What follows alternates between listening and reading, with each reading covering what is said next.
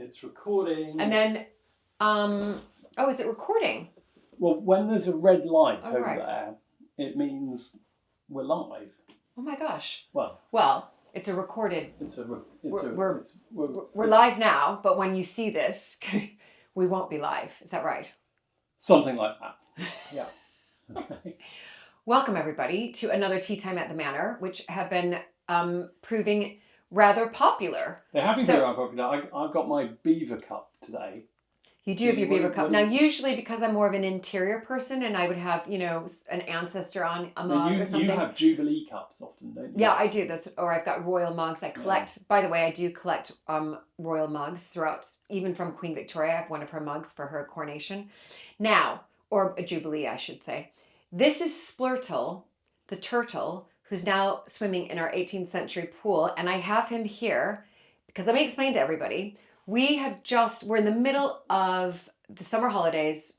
Children are off and it's what we call Creepy Crawlies Week. Luke will talk about that a little bit more. It's to help to bring in more families. They look at creepy crawlies.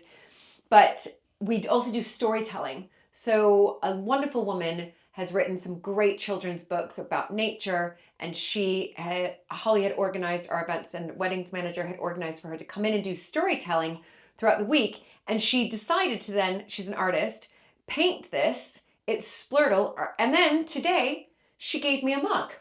It's Splurtle. Well, it's the same thing, I know. isn't it? Isn't it great? So Splurtle, people may not know who Splurtle is. Splurtle is our pet turtle and has been in the family for many years. I'm talking 15. He's really outgrown his little pool. And so in the summertime, he gets put into the swimming pool, which of course isn't really a swimming pool, it's a pond. Well, I swim in it. Well, all right, but it's not got chlorine, which I think turtles probably wouldn't like very much. No, it's a natural swimming pool. It's like swimming in a pond. It is a swimming pond. That's what I wanted to call it. Right. Anyway, today we are going to talk about various things. Julie is going to give us an update on her masters and all the books that she is reading. A small selection. I'm going to be talking a bit more about various things happening on the wider estate, the landscape recovery project. I've just had a lot of fun with a robot. Yeah. More of that to come. We've got, as Julie mentioned, creepy crawlies. These are all the critters and creatures that pay visit to Mapperton once a year. What else are you going to be talking about? And then we're going to be talking about how the sun has decided to shine. This is a miracle, everybody. I promise you, from one American to anybody else listening to this, the British summer is here. It lasts 2 weeks. And we are in our second week. Well, I don't know what you're talking about. It's completely cloudy. Okay, I think it ended yesterday. Yesterday it rained all day. You talk about the sun coming. Okay, it was warm last week and possibly the week before. I mean, we haven't quite. It's just so, but it's. I mean, for England, it's been. I mean, listen, it's been a horrid summer. Let's be honest. It's been like the coldest. I was in fingerless gloves on July 15th. I have a photo of me. By the way, in fingerless gloves. One thing about these sessions is that it's also a brilliant time for you and I to catch up. Because our lives do move quite quickly, and this is a rare moment to be sitting with Julie in your room. I know. So I think of this as your room. We're in the archive room, also known as the Muniment room, and all around is your clutter. It's not clutter. It's very well organized. Now, I do want to just point out the wall behind me because you can see there's a couple pictures missing up above with screws coming out. And that's because they're in the exhibition. But I also just want to point out this window here, which was unearthed during the renovation or, sort of redecoration of the Muniment room. And there was a bookcase there, and it had been there for, ever since I think your grandfather moved in 1956. It was hiding in the window. Nobody knew about the window. And when you renovated this room, the bookcase came out, and there was the window. And the reason for that is that was an external wall. In the 19th century, this annex, this section that connects, in fact, the dining room to the church, was added on. And the legend is that it was added on because the Reverend Compton, who lived in the house at the time, didn't want to get wet as he went off to preach his sermon. But of course, that meant that you still had this outside window, which was boarded up. Yeah, which was boarded up. And it was an unbelievable discovery. I think it's going to go down in history, or in at least my lifetime, as the best discovery I've had at Mapperton. Maybe the Georgian dresses, I'm not sure. But what Luke was just saying, what's really interesting is that this is quite a small, compact room in the scale of the other rooms in the house, but it has 3 doors. So to the right of me is the dining room, and then to the left is the church.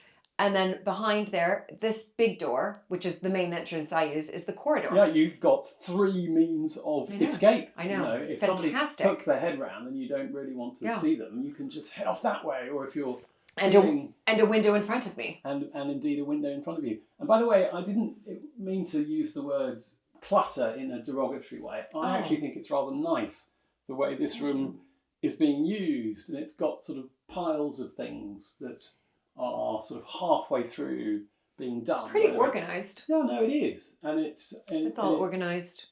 Organized. It's looking pretty good. It's pretty organized. Should we? Well, that could be a good segue into you and your books, right, and where you are on your thesis or your dissertation. So many of you have been amazing at coming on some of the dissertation lives that I've done. I haven't done them for a while because I am in mid-flow writing, but rest assured, as soon as I'm that close to submitting, I will, or when I submit, I will go back to coming on lives about Alberta herself, because we've uncovered so much more. The amazing transcribers that we have for the Alberta Research Project, where we won the ARA, which is really the National Archives Volunteering Award. They've been instrumental in not only this project, but in helping me in my dissertation, for me to be able to pull things. So tell us some fun new things from your research. Really some fun new things. This is a handful, because I thought many of you might be interested in these. Now, I had to find several of these on sort of like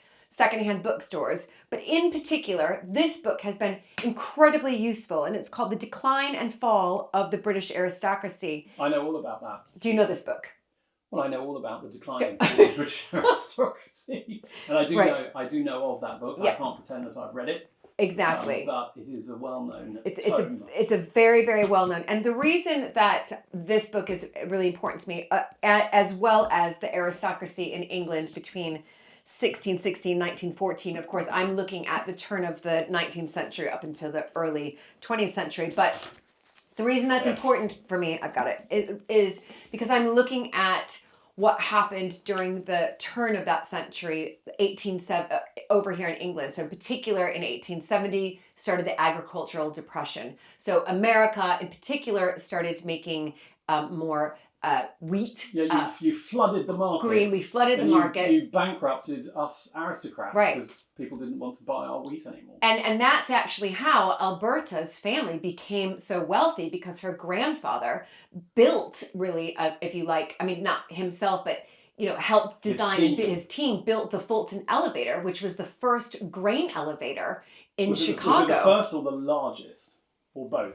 I think it was the largest. It was the largest, exactly. Yeah. Thank you. Sorry, it was the largest grain elevator, which was, and then he did a big collaboration with the Illinois sort of railroad network. It was called like Illinois Central Railroad, and they built 2 other elevators there, so it was easy for them to store the grain. Anyway, let's go back to this. Point is that it's helping, and then there was the Reform Acts that came in, and in particular, the Third Reform Act, which really lessened and weakened the power of the aristocracy, was the right for farmers to vote.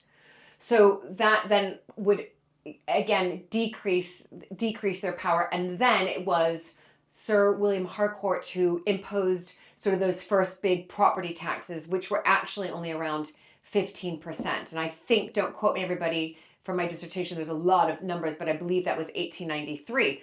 So you have this period where the aristocracy is declining due to several of points that I've just mentioned.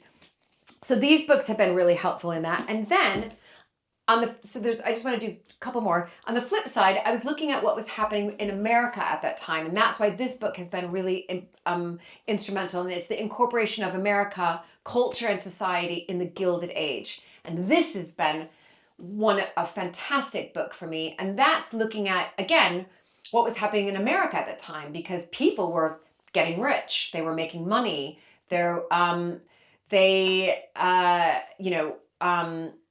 also at the same time, their religion in one sense was evolving. So that's when I'm really starting to look at what happened to that Victorian era religion that was quite strict. It started to branch out. That's where we see Christian Science come in, Jehovah's Witness come in. We start to see more Protestants, liberal Protestants. We start to see things like psychology and mysticism and mind cure.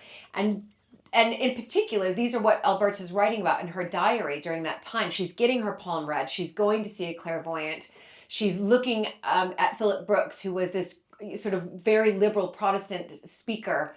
And so I'm looking at that at the same time. And then lastly, this is in my literature review, looking at, I wouldn't say, I'm not looking at this book so much. I brought this up because this is my course tutor, and I thought it'd be important to give him a nice mention. I'll put in he has like 20 books, but Adrian Tinniswood has written a great book called Noble Ambitions, The Fall and Rise of the English Country House after the Second World War. Now, I'm not looking at that, but he has some bits at the very beginning, sort of, which gives, I guess, the context as to what happened, before the Second World War, and I can use that. And so I'm then looking at what was happening in America, what was happening over here, and then also around this, what was happening with these transatlantic marriages, the Gilded Age itself, when you have over 450 American heiresses marry into European aristocracy between 1870 and 1910. So that's my chunkets of, is that a word? Chunkets? Chunks? No. That's my big, I can coin it though, of literature review. And then from there, my thesis is formed from a lot of primary sources. Yeah. So yeah. Look at this. I'm very impressed. There's a sentence here. To all appearances, the age belonged to big business, to railroad leaders, industrialists and financiers. Like the Stanfords, the Carnegies, the Rockefellers, the Swifts, and the Morgans. These were the household names. Yes. I'm not sure that Alberta's family was a household name. Maybe it was in Chicago. It might have been in Chicago. So, I mean, her name isn't in there, but obviously the point of that is to establish how these families were gaining their wealth, what was happening in America, not only alongside the sort of this industrial revolution and banking revolution, if you like, but also what's happening with religion, because we know that Alberta was a very religious woman, very rooted in her faith, very much so. And so that's where I'm going with the dissertation. Like maybe she was as much a spiritual woman as she was a religious woman, in that she was investigating all of these mystical elements, clairvoyance. Exactly. She was also interested in Eastern philosophy. In Eastern philosophy, of course, and Swami Vivekananda, who was the breakout superstar for the Parliament of Religions in Chicago in 1893. On the front of this is an extraordinary picture. Well, at the bottom there's a picture of an industrialist in his bowler hat, but here I can't recognise that city. It looks like ancient Rome. It certainly does. It's extraordinary. It's got. I think it's Chicago. Is that Chicago? Because that looks like the Chicago River there. Yes, because it's quite narrow, the Chicago River, isn't it, compared to any of the other major cities? Does that know Chicago? But all of that classical architecture. I mean, I don't know though. It's too classical architecture. Anyway, can I just point out, because I mentioned 1893, that Sir William Harcourt, I think it was, who imposed a tax of 15%. But I remember I said I wasn't sure on that date, because 1893 was the same year of the Parliament of Religions in Chicago. So FYI, like I said, there's been a lot of dates, but it was around that time, and I'm sure somebody will comment down below. I don't know. I can't remember. Might be not. Yeah. No one's going to pick you up on a date like that. I don't think. It's close to that. Everybody. Anyway, that's brilliant. And key question: once you've done a draft of your dissertation, are we all going to get to have a read? Am I going to get to have a read? No. So I'm sending it. So Emma, our daughter, who's written 2 dissertations, is going to read through my introduction and my literature review. Well, let me just ask you a question. Who in the family has read through all children's and other but you make me nervous. I get nervous. And dissertations and help them with bits of polishing and restructuring and fine tuning. Do you really want to do that? It's 25,000 words. It's quite long, isn't it? I mean, I do want to. It is about your great grandmother. I'm certainly going to read it. It's just whether I read it before. Yeah. So I think I might just. Pop it over at some point when I finish it. Yeah. Well, that is Julie's masters, which is a deeply impressive thing for her to be doing, and also when she's got so many other things on. And I keep calling her up at the moment, and she says, "Can't talk. Doing my thesis. Yeah, doing my dissertation. Do my dissertation. It's impressive how much work you're doing. Can't talk. Doing my dissertation. Sorry. It's true. And then, of course, after this, many of you have asked as well about the book deal. I can't yet announce the publisher or the working title or what the book is going to be about. The only thing I can say about it is that it's going to take a year. There's some photos. And there's lots of photos. So there will be. I can say that there'll be 300 photos. I'm hoping to take one or two of them. In this book. Am I allowed to contribute some photos? Yeah, absolutely. Yeah. So, and it's Chris, based around Mapperton. Yeah. Chris, absolutely. So it's going to be based around Mapperton, which is exciting. So very exciting. So we've had lots going on at Mapperton this week. We mentioned before that this is our Creepy Crawly week, and Creepy Crawlies are a highlight of the year, at least for young children. I don't know how many older people there are that come to Mapperton to see spiders and scorpions and things like that, but it certainly appeals to young. So we've had throngs of children, which is fantastic. It's the summer holidays. It's a time when kids should be here. And we've now got so much more for children, and that's been one of the exciting things. We've obviously got the Creepy Crawly exhibition, and I'll say a little bit more about that. But we've also got our play areas. We've got our Lost Village play area, which has got some great swings, and also obviously at Lost Village. We've got our self-guided rewilding tour, which is perfect for families. They can go off on about a 3-hour walk. They get a interpretation leaflet, and there are fantastic things to see. Actually, I went up there yesterday and I saw a kestrel, which was really exciting. Yeah, which is a small bird of prey, and it was just hovering up there, looking down, waiting for a rabbit or a field mouse or something to pop out, and it would have swooped in. We saw the ponies as well; they were fabulous. So, Creepy Crawlies is essentially a collection of critters, and actually, it's coming up in this week's episode. It is. So, and have we ever, in any of our episodes, focused? I think we have one of our very first episodes here on Mapperton Live. Do check it out. It's called Backyard Beasts. And it involved Nestor, who's our youngest. And in there, he was sort of showing off some of the, I guess, animals that we have. Not the pigs, ponies, etc. Those were much later. But looking at the rudder ducks and I think the chickens. But he also looked at his tarantula, didn't he? That's right, and his tarantula is now a member of the Creepy Crawly community, which is a bit of a relief because there are some people who come to Mapperton and they find out that there's a tarantula in the basement and they find that slightly unnerving. And if anyone has noticed an improvement in the sound levels, that is because I've just put my mic on, which was sitting over there. But anyway, hopefully you've there's lots of other mics around. There are. And we've got more than 5 mics, I think, going on at the moment. So it should be fine. It's all right. And so that's Creepy Crawlies, bringing the kids in, bringing the families in the summer. That's fantastic to see. There's some great Creepy Crawly cupcakes. I know. Did you see those? They are the biggest hit. Yeah. Sorry, we're not putting any B-roll into this. These are our tea time at the Manor ones. But if you come for a Creepy Crawly, actually, we're going to have it on the episode. Did you get some Creepy Crawly cupcakes in? Did we get Creepy Crawly cupcakes, Chris? No. Okay. Well, we might have to just get some B-roll. I tell you what, you can do a Creepy Crawly post on Instagram with a cupcake. There we go. I could do that. You could do that. Okay. Yeah. All right. Problem solved. Because if we talk about it, you're probably going to be like, we want to see that. One of the exciting things, though, that we've been doing recently is putting out more long episodes, which are compilations of things that we've done in the past. Because we've been doing this now for 4 years. 4 pandemic. years. We started pandemic. 4 years. Oh my goodness. Shaking head over there. Yeah, right. And one of the most successful of these has been cooking highlights. I know. Can you believe it? Maybe people want more cooking.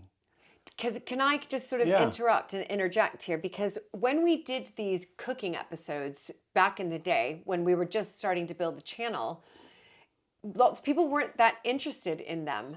And so we were like, okay, well, maybe they're just not interested in us foraging and sort of making a nettle soup, or you and I sort of having good banter in the kitchen. Has changed. Maybe, we've obviously grown massively. Yeah. So let us know down in the comments if you would like more cooking with Luke and I together.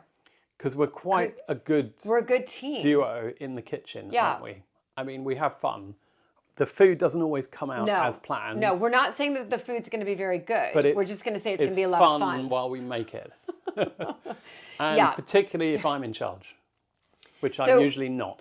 So do comment down below, because we have of course cookbooks that we could look at. We could look at Alberta's Book of Receipts. That's true. We could choose some. Yeah, and I've been doing American Heiress cook-alongs. And I am longing to use the huge copper saucepan from Hinchingbrook. We haven't used that for anything yet. Maybe we could come up with some. That was in one of our episodes, everybody, when somebody gifted back to us. That was a lovely episode. One of the copper pots that had been at Hinchingbrook with the coronet and then an S for sandwich. Embossed on it. Yeah, no, that's fantastic. So we should definitely do that. And then, of course, we've got the First Earls, because, of course, a part of that we've got the First Earl's journal, and that was a time when we were looking in particular at his recipe for chocolate ice cream. Yeah. And do you remember that episode? We made that with my dad. And hot chocolate. And we fed it to my father, and we asked for his opinion. And I don't think he thought very much of it. No, the hot chocolate was okay. The hot chocolate was okay. It was the chalk ice. It was the ice cream that didn't pass But muster. we can. He has many more recipes in there. There are lots of recipes, so we could go into that. So I think it's not a book we want to bring into the kitchen and have sitting above the Arga. No, I'll have to take a photo of it, a recipe from his journal, and then bring it in. Yeah. But this is something that we should probably think about doing, especially around like harvest time, like autumn. When food is like bountiful. Yeah, and it's a good thing to do in the off season when the weather's bad, which of course it is in the season as well, but it's even worse in the winter. Right. So I think a cooking series. Oh my gosh! Comment down below, everybody, and let us know, because we would take recipes from Luke's family and incorporate those, and then I'd like to go out and forage some of it, because it's all around. Yeah. Let's bring up a couple of other things people might be wondering about. In particular, Julie, we have a farmhouse to renovate, but we've slightly put things on hold. Can you explain why? Yeah, I can certainly explain why. So, Coltley Farmhouse, wonderful 5-bedroom farmhouse, most fantastic views on the estate.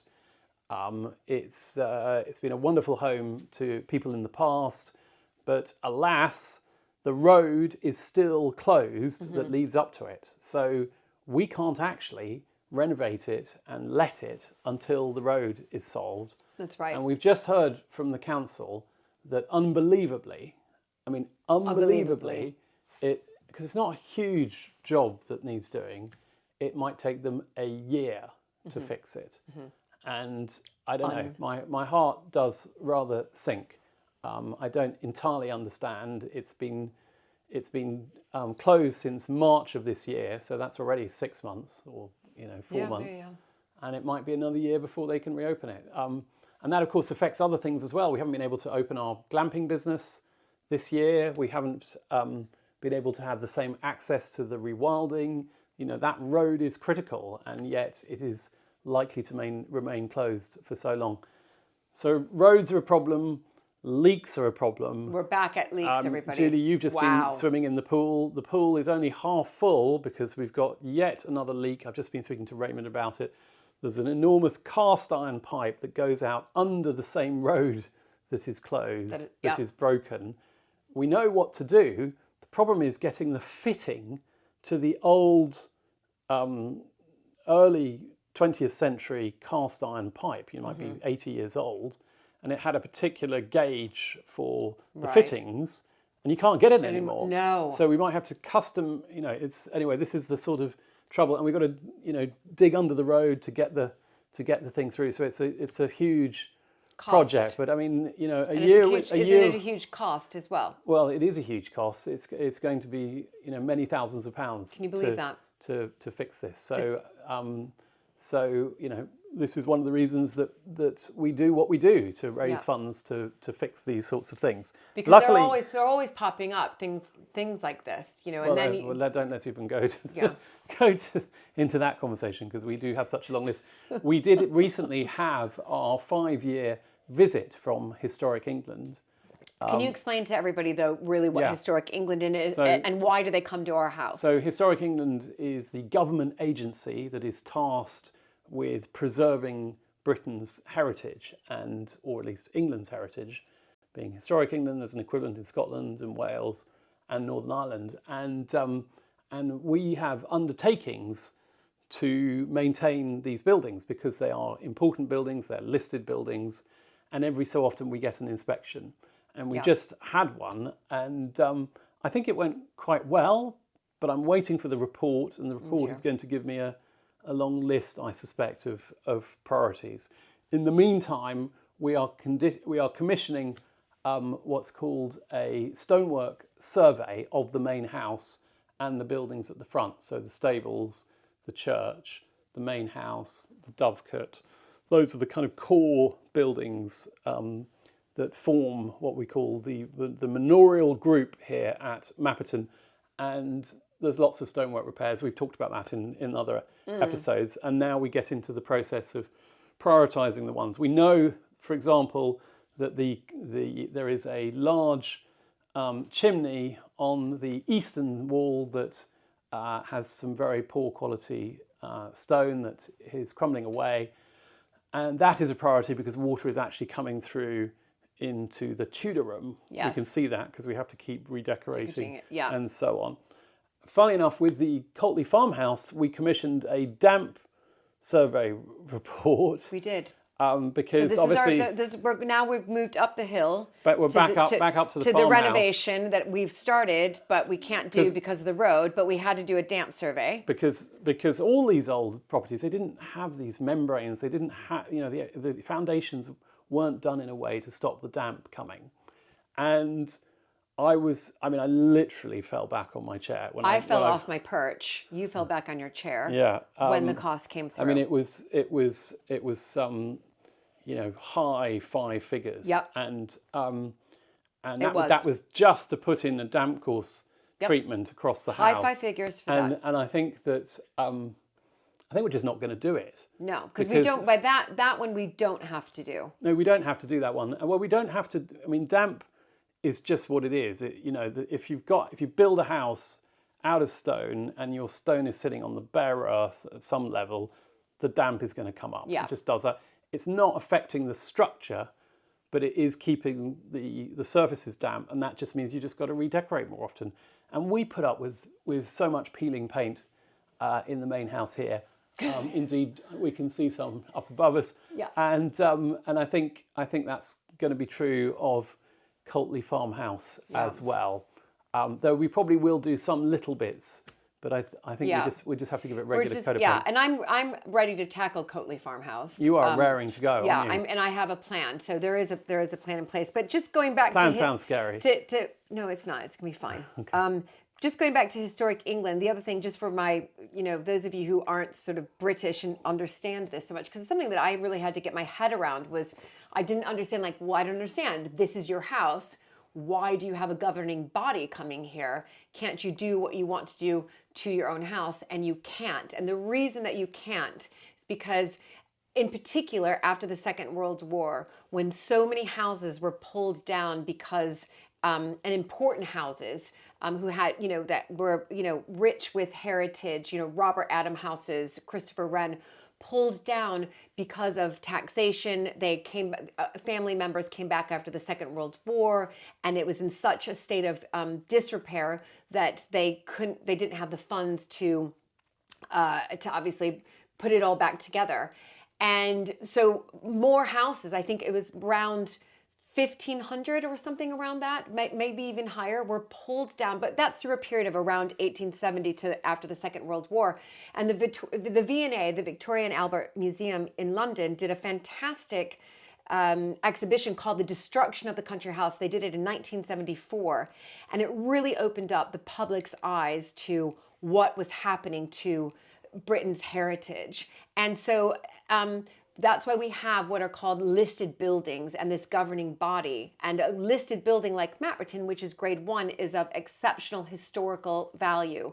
And so therefore we have a body coming out just to make sure that we're okay as custodians for them, and advising us on areas that need maybe further investigation.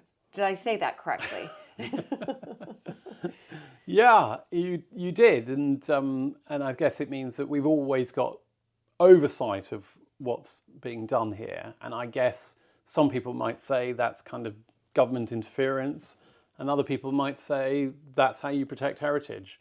And in addition to those things, we also have a heritage at risk list. Mm-hmm. So there's a list of buildings that are not being maintained by people like us because they've fallen into disrepair, or they've been sold, or people today can't afford to fix them. And that is monitored, and sometimes funds can be raised from public grants. The challenge we have here is that we don't qualify for public grants because it's not a charity. It's held within a family trust, and so that makes it harder.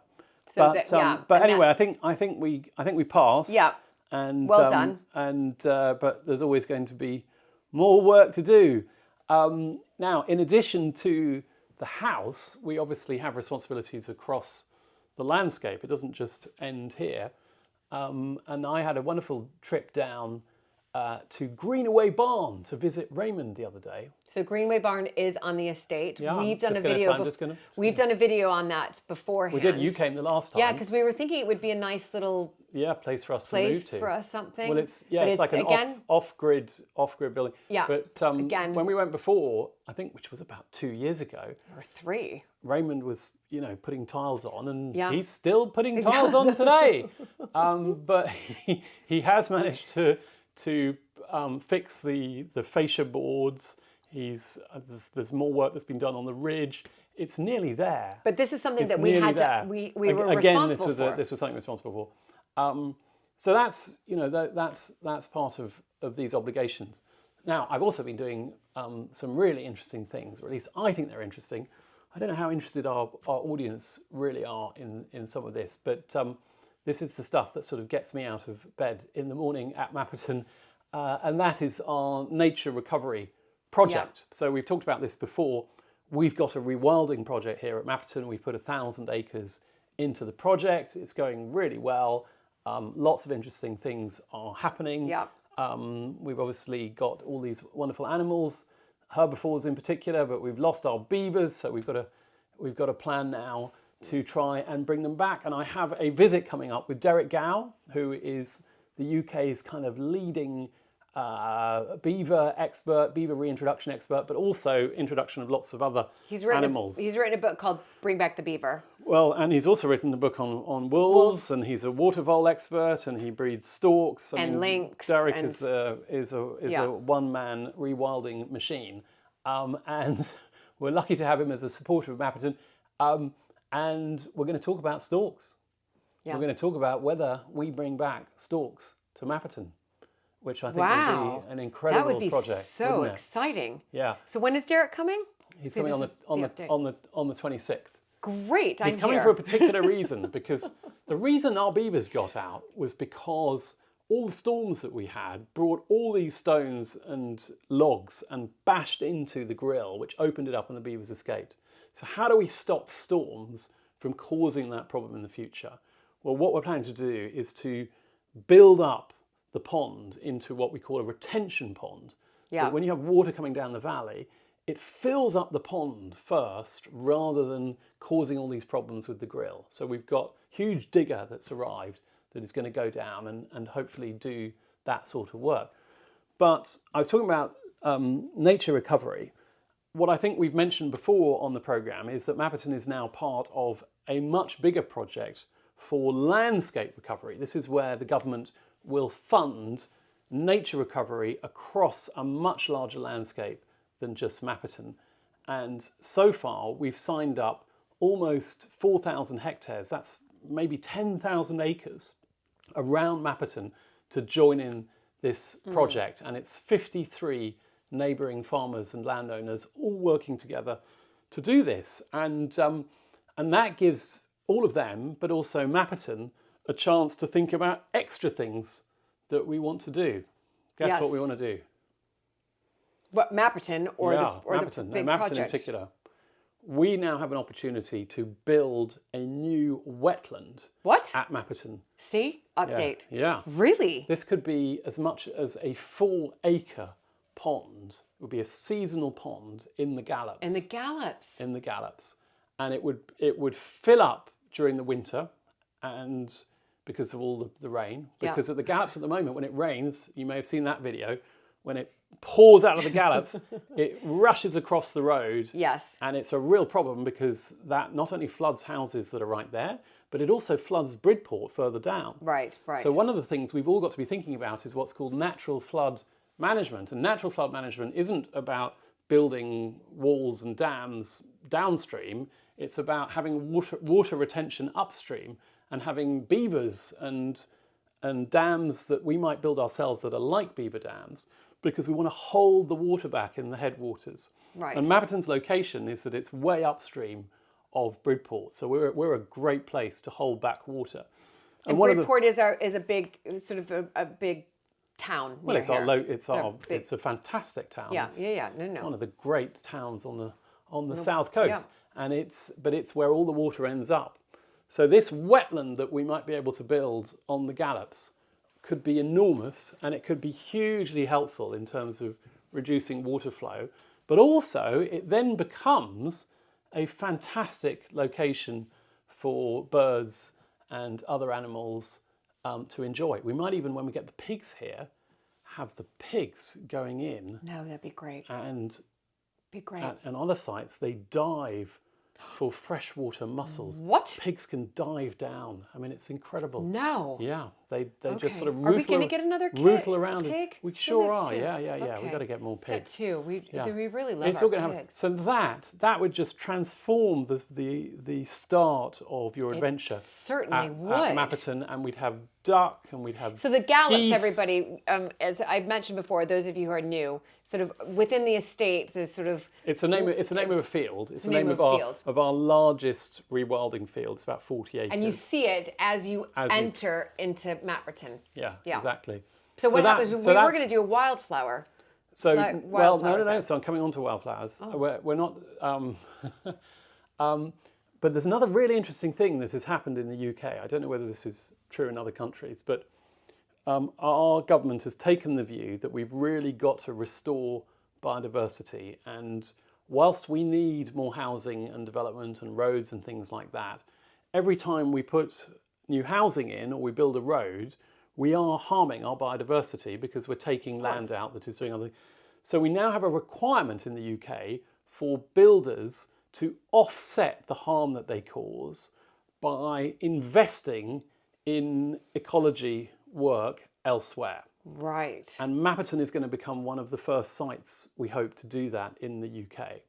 So we are getting ready now to take 4 fields. Yes. It's about 8 hectares or about, 16, 18 acres. Yeah. Out of pasture.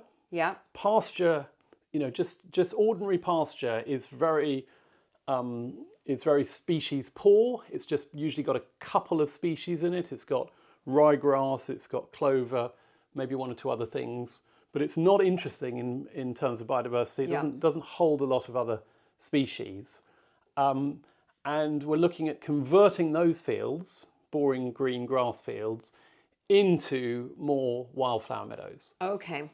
And the good news is that we get paid by the developers to do that. To do that. Because it's compensating for the fact that they're building houses elsewhere and causing harm. And that is a really good joined up system. And because obviously, it helps all of us meet our goals to restore nature. The government here has committed, and many other governments as well have committed, to setting aside 30% of the land area by 2030. Now, I believe that at the moment there's only 8 or 9% in the UK, and we've only got 6 years to go. So it's wasn't it originally going to be just 10%, and then they increased that, or is that just me? No, I don't think. No, I think it's always been 30 by 30. Okay, it must be that. There is a fallback plan, which is 50 by 50. Oh. So 50% by 2050. Give us a little bit more time. Right. But more than that. Okay. And it's a contentious topic because there are a lot of people who say, well, we need to have food security in the UK. And why are you taking land that can be used to produce food and giving it back to nature? That's a bad use of land, according to many people. Yes. But it's not. This is a false choice because we can do both things. We use the good land for food production, and we use the land that is much less good for food production, like the land at Mapperton, for nature recovery. Not all the land at Mapperton. We have got some good farming land, but quite a lot of it is much better handed back to nature. So yeah, wow. These are some of the things that I've been working on. That's a lot. I mean, that is a lot. Yeah. It is a lot. Yeah. That's why I always joke that Luke is the sort of That's why I have the beaver mug. He does the exterior, and I'm always looking at projects on the interior, which brings me to a project that you probably don't know about. Here we go. So the tapestries. Everybody who has watched our channel and knows that throughout the past 4 years, I've mentioned these tapestries. The tapestry in the dining room and then the tapestries in the West Room have been cut up probably by the Victorians. And there's pieces kind of floating all around. I found a big chunk in a drawer the other day. There's a cushion. I think your parents do you want have me a to bit. Get out my sewing machine? No. I'm quite good. It's a big project, and to restore these tapestries, because they're actually beautiful tapestries. They do come from Belgium, and they're I had them looked at before. Now, I recently visited, for our sister channel, American Viscountess, I visited Blenheim Palace, and the head curator there, Kate, they had just had their tapestries restored, and I asked her where she had the restoration done and the stabilization and repair, because I assumed it was in Belgium, because there's a big royal manufacturers of tapestry called De Witt, and I visited them before in Mechelin. But it's not as easy these days to ship tapestries when you're not a part of the EU anymore. So a Brexit dividend. Exactly. So they, Blenheim uses, for that project, they commissioned a lovely lady who lives probably about 2 hours from here, and she's going to come down in September. Hopefully I can convince her to come on film, but maybe not, but I'll update you. And she's going to be looking at, she calls it a big puzzle. I've given her I've taken videos of the tapestries, sent them to her. She is then going to put together a proposal and a costing for it. And then I know you're thinking, that's the scary bit. Yep. And then I've already really, one of the things I do really like to do, and I think many of you also like to contribute to as well, are some of these fun, I think really important fundraising projects that we have here. Restoration projects. So restoration projects. So the Muniment Room is a perfect example. Lots of people's names are on a plaque over there. And same with the Can I interrupt Eagles. you for a second? And I'm going to do, okay. Well, I'm slightly worried about this. No. And the reason I'm slightly worried about this is because I'm planning my own restoration project. And I'm worried that yours is going to appeal to many more people than mine, and that you're going to win. Okay. Yeah. Okay, This is not looking good. So mine is stonework restoration. Isn't that exciting? We've got crumbling stone, and then suddenly we've got lovely restored stone. Doesn't that just get people going? So with my fundraising project, what I'm going to create from that is I'm going to take a motif from the tapestries, and get in contact with the Royal School of Needlework because they create their own embroidery kits. And then those depending on the amount donated, they will be receiving an embroidery kit based on a motif of the tapestry. What do you think of that idea? I'm so excited. I'll be sending you a stone from the local coastline as a token of appreciation, and with Julie you get an embroidery kit. Can they embroider something around the stone? Do you think we can? No. We can do a collab? No. Okay. So I am excited, everybody, because she's coming beginning of September, and she's going to put a big project together. She does think, I thought that it was one big tapestry, and as she looked through the videos, she says it's a puzzle. She really likes puzzles, and she believes that there are 2 tapestries. Just please support my stones as well. I mean, I know tapestries, they're brighter, more colourful. So exciting. But stones are important too. Yeah. Well, there we go. That was a lot, wasn't it? Gosh. How did we do on time? Too long? We've been 45. Nice, yeah. I think our tea time at the Manors are all around 45 minutes. People will be getting exhausted by now. My tea's cold. I drank my tea.